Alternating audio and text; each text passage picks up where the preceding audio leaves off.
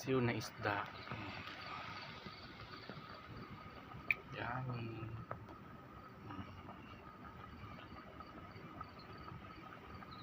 Parang pan siya, galunggong o lumahan.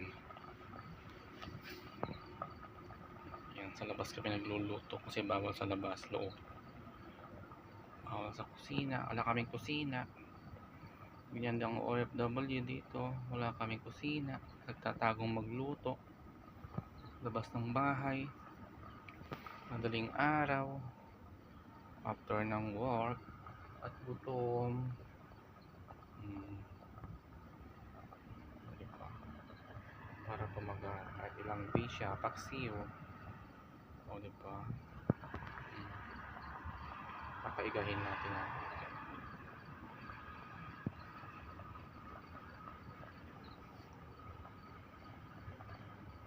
Paksiw na isda.